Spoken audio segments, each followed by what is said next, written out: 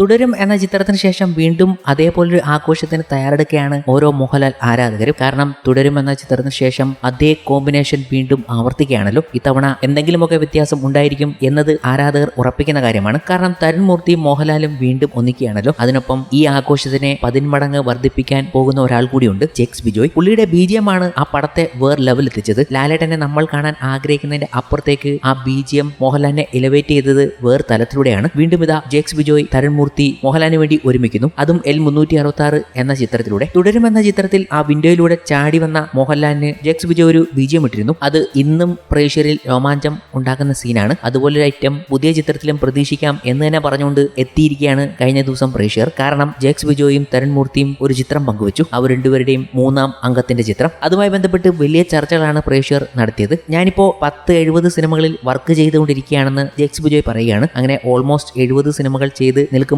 വന്നൊരു സിനിമയാണ് തുടരും. വളരെ പ്രൗഡായിട്ട് തന്നെ പറയട്ടെ, എന്റെ ലൈഫിലെ വലിയൊരു ടേണിംഗ് പോയിന്റ് ആണ് തുടരും. യോദ്ധ ഒരു 42 പ്രാവശ്യം കണ്ടിട്ടുള്ള ആളാണ് ഞാൻ. ലാലേട്ടന്റെ പെർഫോമൻസും ജഗതി ചേട്ടന്റെ പെർഫോമൻസും അടക്കം യോദ്ധയിലെ ഓരോ ബിറ്റും എനിക്കറിയാം.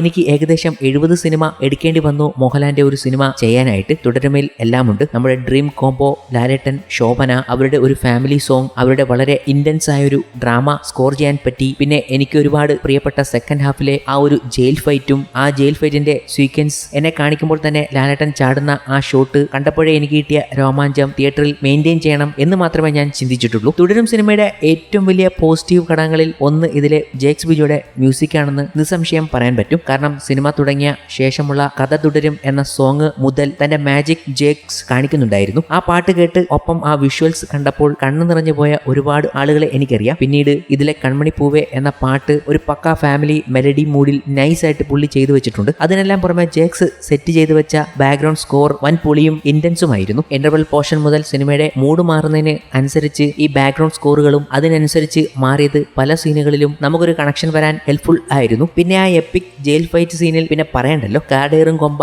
മ്യൂസിക്കിൽ മോഹൻലാലിന്റെ അഴിഞ്ഞാട്ടം കാണിച്ചു തന്നതിലും പക്ക രോമാഞ്ചിഫിക്കേഷൻ ഉണ്ടാക്കിയതിലും ജെക്സ് ബിജോയുടെ പങ്ക് ചെറുതല്ല. പുള്ളിയിലെ ഫാൻ ബോയ് അങ്ങ് കത്തിക്കയറിയ ഒരു പടം എന്ന് തുടരും സിനിമയെ വിളിക്കാം. ഇങ്ങനെ കുറച്ച് ഫാൻ ബോയ്സിന്റെ കൂടെ പടം ചെയ്താൽ തന്നെ മോഹൻലാലിന്റെ എലവേഷൻസ് ഒക്കെ ഇടുവായിരിക്കും. അതുൽ എന്ന വ്യക്തി പറഞ്ഞ കാര്യങ്ങളാണ് കഴിഞ്ഞ ദിവസം സോഷ്യൽ മീഡിയയിൽ വലിയ ചർച്ചകൾക്ക് വഴിവെച്ചത്. കാരണം ഒറ്റയൊരു സംഭവമേ ഉള്ളൂ. ജെക്സ് ബിജോയും തരുൺ മൂർത്തിയും 3ാമത്തെ അംഗത്തിനായി ഒരുങ്ങിക്കഴിഞ്ഞു എന്ന കാര്യം പറഞ്ഞുകൊണ്ട് തരുൺ മൂർത്തി പങ്കുവച്ച ആ ചിത്രം അത്രമേൽ ചർച്ചകളാണ് സോഷ്യൽ മീഡിയയിൽ ഉണ്ടാക്കിയത്. തുടരും ഒരു സാമ്പിൾ മാത്രമാണ്. ഇനി കാണാൻ പോകുന്നത് മറ്റൊരു ഫാൻ ബോയ് സംഭവമാണ്. ഇവരുടെ ഫാൻ ബോയ് കത്തിക്കൽ നമുക്ക് കാണാൻ കഴിയും ഈ ഒരു ചിത്രത്തിലൂടെ വീണ്ടും.